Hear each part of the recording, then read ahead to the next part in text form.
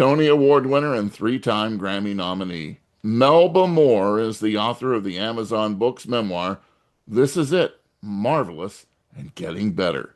The incredible trailblazer joins us today on WBGO. Melba Moore, great to see you again. Thanks for having me back again, Douglas. It was such a pleasure to talk to you last time. It was certainly an honor for me. You starred in the Broadway musicals Hair, Pearly, Timbuktu, Les Miserables. Your countless hits include You Stepped Into My Life, Read My Lips, Fallen, and This Is It. And you've obviously been a global success for more than 50 years. But this new book comes to share strategies for longevity and much more. Co-authored by Kevin E. Taylor, This Is It, Marvelous and Getting Better takes the reader on the highs and lows of Melba's career. So tell us a little bit about your collaboration with Kevin Taylor and why you decided to work on this project that covers more than 5 decades. Yeah, well, I hadn't really been thinking about it, but of course, when you're having a good time, you forget that time is passing by, and maybe you need to go, just I don't know, just take stock of what's going on. But if I think as long as you're having a good time, you might not do that. But it's nothing like the next generation to wake you up. Yeah, My daughter said, yeah, your daughter Charlie, right? yeah, She was the one that told you to do it. yeah, she said, Ma, everybody got a book but you. So I thought, yeah, I've seen a lot of autobiographies.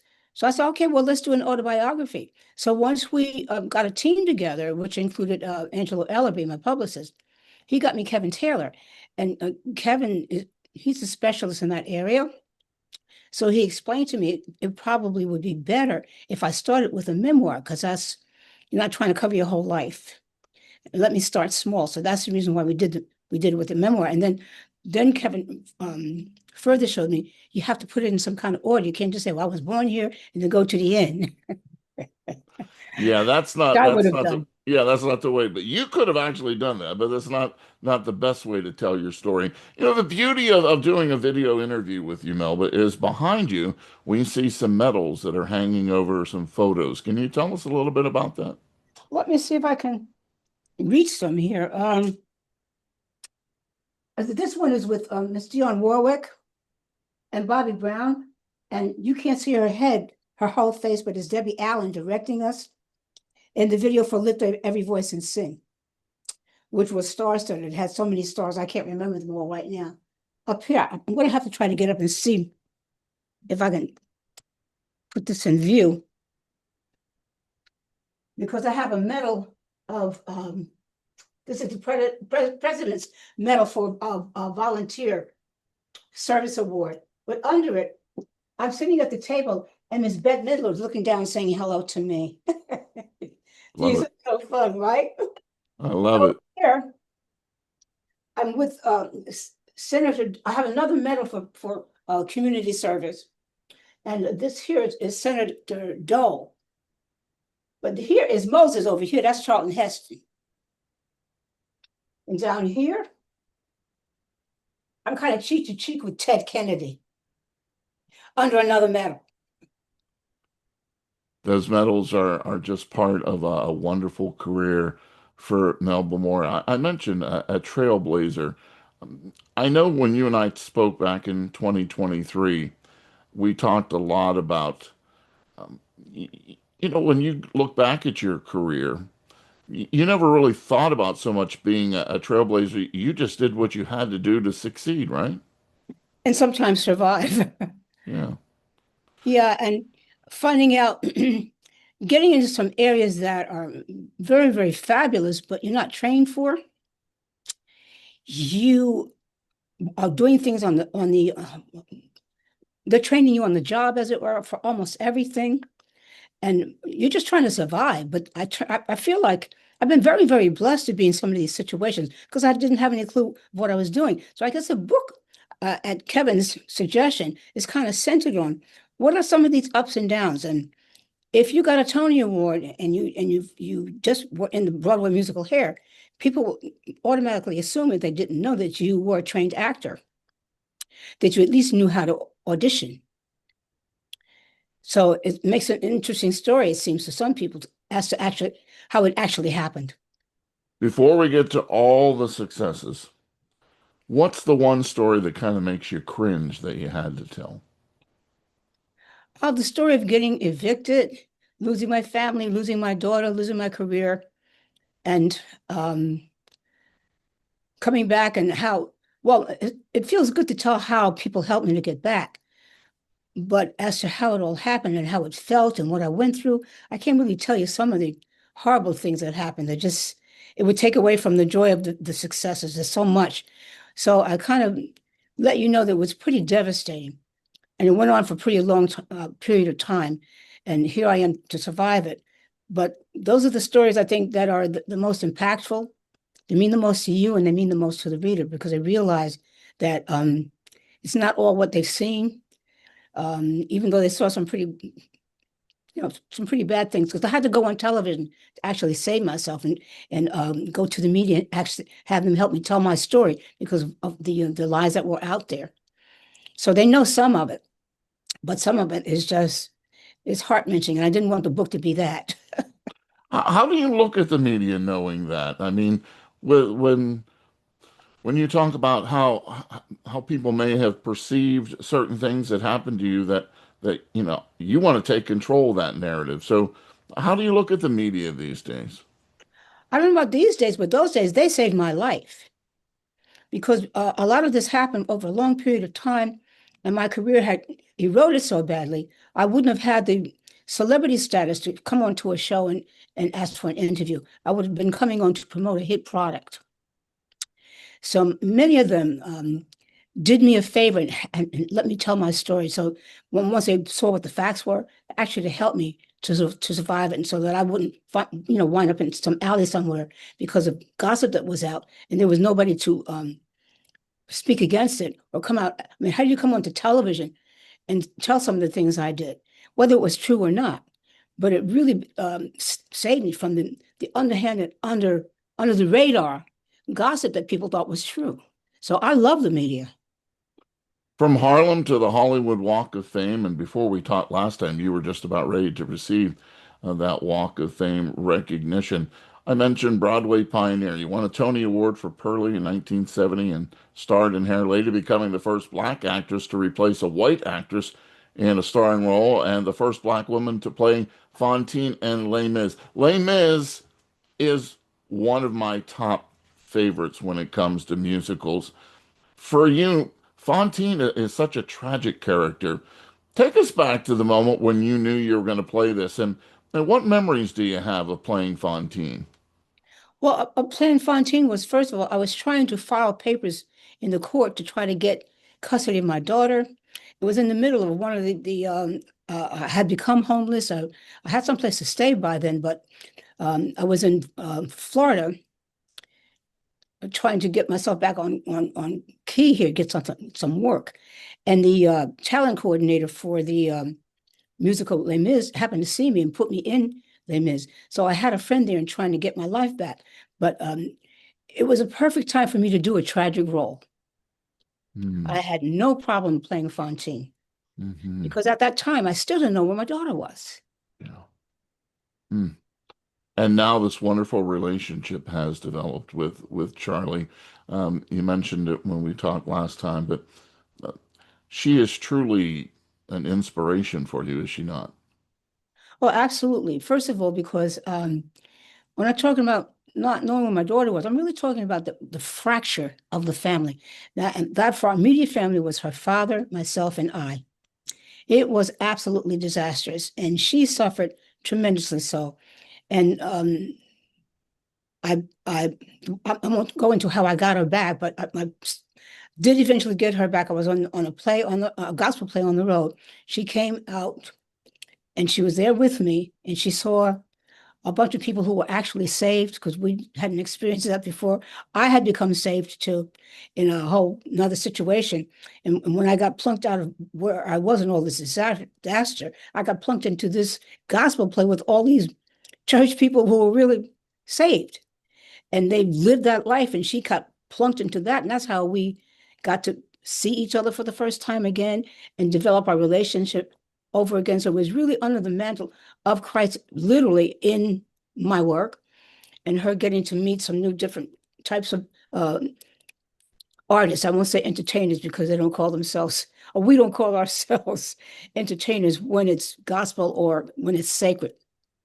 And that started a whole new relationship that has blossomed into the point where her dad is now saved. I didn't have anything to do with that, don't get me wrong. But it shows me the power of real forgiveness. And part of it, I'll skip to this part of it, is you discover because you're past some of the pain, the part that you had to do with it. I never thought I had anything to do with somebody, defaming me and robbing me and just pillaging me so bad. But I saw some things that are, I guess, just human nature and different things that people do in their own consciousness that are not so good, and things that they do to other people that they don't realize unless something tragic like this happens. And then now you have an opportunity, as all these horrible things have happened, you're in the face of each other. And maybe because you have a daughter or someone else to think about outside of yourself, you can get past your own hurts so you can see, oh, well, whatever it is, I had something to do with it. You had something to do with it. We can do this for our daughter and see if we can get to a place where we can see something else, something new, something fresh. And so the book was ideal because if she's going to be in charge of me writing the book, I'm not really going to say what I think about her dad, right? I'm joking, Yeah. but I have to think about those things seriously and in a joyful way. I don't want, one of the things I think I have, and maybe that's why I got the Tony Award, I have a natural sense of joy and comedy. And that's hugely important when you're trying to get healed. And my daughter's very joyful, but my ex-husband is not very joyful. And he's the one that's really kind of the most wounded, that needs the most healing. So for us telling this book and this being a business enterprise for us together, I think it was monumental. Mm. Or it is. Another thing monumental in your life we talked about, and I advise everybody to go to the WBGO YouTube channel and check out our 2023 chat where we talked about so much about your family and growing up in a musical household. But one of the monumental things for you was going to Newark Arts High School, and that really cemented the fact that you knew that you wanted to be a performer because everybody there loved to perform, right? Everybody was a performer there. Well, either they were studying performance, or they were studying dance, or they were studying art, drawing and painting, and that kind of thing. But we were all artists, and it was a what can I say? It was a charmed environment. Of course, you knew that it was special, but the experience there, it was a small school, so it was intimate, and so you got to know everybody in whatever grade they were in. And you go by one class, you hear the band playing, rehearsing or studying. Go another place, you hear the orchestra playing with the strings. I played viola too. Or you're going by someplace and they're taking a private voice lesson or a private piano lesson. It's just instrumental study and experience all over you, all in you. So I don't know if you would necessarily want to be a performer when you came out, because I can't speak. I'm trying to look to like individual personalities and try to see past my own personality, just what I feel and what I think. But you had to be so permeated with the spirit of art and music that you were morphed into someone else, someone better than you were for that experience. Everyone, whether you would teach it or be in it, not to have that experience is still mind-boggling. Anybody that wants to cut music education out of their schools, they need to listen to Melba Moore to understand the I hope you power. do some maybe master classes around places so people can understand how vitally powerful and important it is to everybody. Not a course, not um, a subject. It should be like a health requirement. Yeah. This may be a tough question for you to answer because there are so many highlights for you, but as you look back and when you started the creation of this book, by the way, it's called This Is It, Marvelous and Getting Better. What moment in your life made you, when you're going over the book, that you actually stopped and you reflected the most about that really made you think back, yeah, that really happened, good or bad? Well, probably the Tony Award, because that was such what would you call it, an epiphany? Such it kind of broke in on you because I mean, if you don't have any idea, you're not in theater, you don't have anything to do with that world. And then with a short amount of time, you are being nominated for and getting a Tony Award. You don't really, not only, well, you know the importance because you've heard of it. And you kind of, because you've heard of it, but at a distance. But have that all now be your personal experience. I'm doing now what I did on the Tony stage because it takes a moment for you to take these in and just think about it, much less comment on it. But you're standing here on the stage. The Jack Jones has made a mistake about whose name it was. I don't understand the categories. I don't know why the lights are all on because usually in the theater the lights are out. There's nothing that would allow you to acclimate yourself to this. And I wouldn't let myself think about it because I was trying to learn how to act, how to be an actor. So when it came time to you got to make a speech, you got to say something. I didn't have nothing to say. There have been so many moments like that for me, and I'm so grateful for them now because it was so positive. So they were all good, no matter what how terrible you felt and how scared you were. They were all so good. I can't believe how good they were. So now that you look back on this, what would that speech be about? Well, ladies and gentlemen, I'd like to thank my director, Mr. Phil Rose. I'd like for giving me the part in the first place. I'd like to thank my fellow actor Cleavon Little for playing such a great uh, um, um, Pearlie Victorious. I'd like to thank my dear friend Novella Nelson for introducing me to Clifton Davis. See ya. No, I'm joking, but I know. Well, I know. I know. so many great things happened out of that play for me. First of all, career-wise, I was a backup singer for people's recordings. But after that, I couldn't keep backup dates anymore because once I got the Tony Award, I was invited to do everybody's television specials, not just their shows. And that took you out of that category. So you're just not the same person. Yeah. Pearly Victorious had there was, a revival of it with Leslie Odom Jr. Did you get to see that show? I did. It was a great production. Absolutely. I missed the music, but Yeah. And we've had Leslie Odom Jr. on the WBGO Journal and here on the radio station. What a wonderful individual. Another inspiring person just like you. he seems like he is. I met him just briefly, just a genuine good person. Yeah, certainly he certainly is. Now, let's talk a little bit about the music industry itself. It's a tough business. It's I very, mean, yeah. I mean, you would certainly know. oh God. How do you think you survived? I think I'm born to be in it. I think I'm an entertainment creature. I could tell you about all the things that happened that encouraged me before I got into it, like my parents being entertainers, my stepfather being an entertainer, having music in the center of my life. All of that's important, but the things that happen to you, there's nothing that could prepare you for them. Maybe I shouldn't say that. You just feel so shocked at some of the things that happen to you. You didn't realize that mother told me this would happen.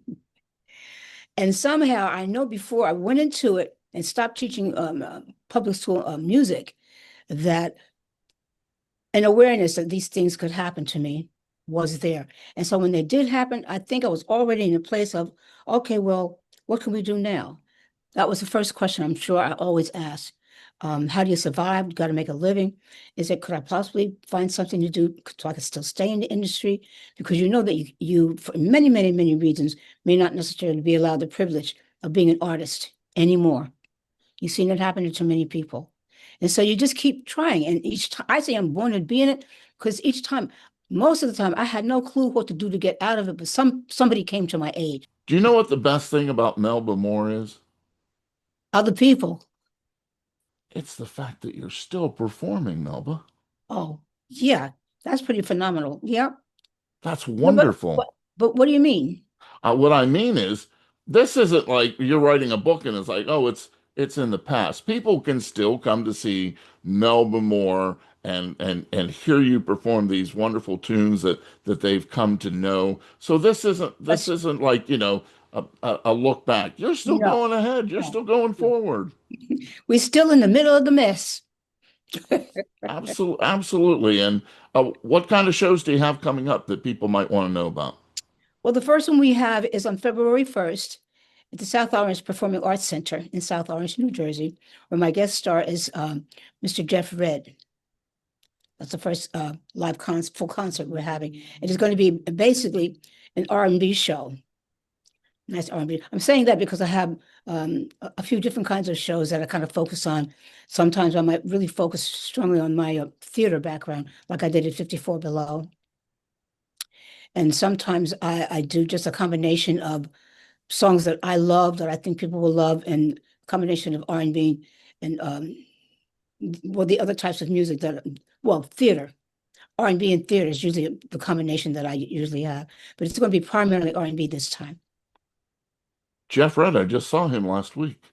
Did I you? Isn't I it did. great? I saw him perform. He came up as a special guest for Jimmy Jam, Jams in Conversation at Oh, City Winery, put together by Elijah Wells and Late Development. And it was a wonderful show. And Jeff Redd was one of the singers and came up and was on stage with Jimmy Jam. So it's so interesting that you mentioned his name because I just saw him last week in the city. wow. Right? That's Yep, incredible. yep. Speaking of singing, when people look at your catalog, we are told what you are known for, right?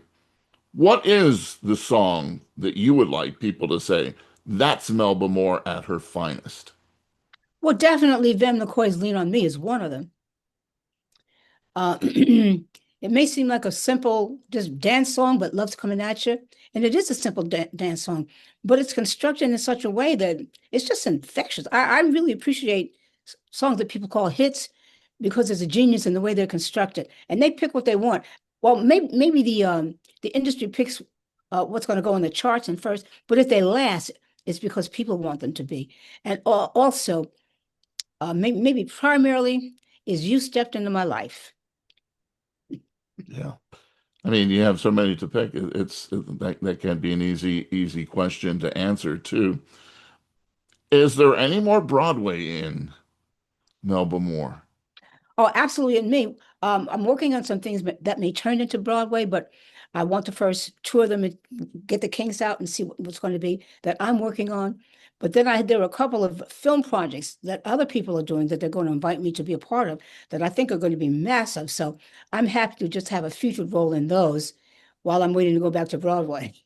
Yeah, that we can't wait for that, and everyone needs to check out the new memoir that comes from Amazon Books. It's called "This Is It: Marvelous and Getting Better." And once again, stressing getting better means Melba Moore is still performing out there, folks, and she is certainly somebody that when we look back at the world of entertainment and we think about this amazing career from this young lady who was born in Harlem and then moved to Newark.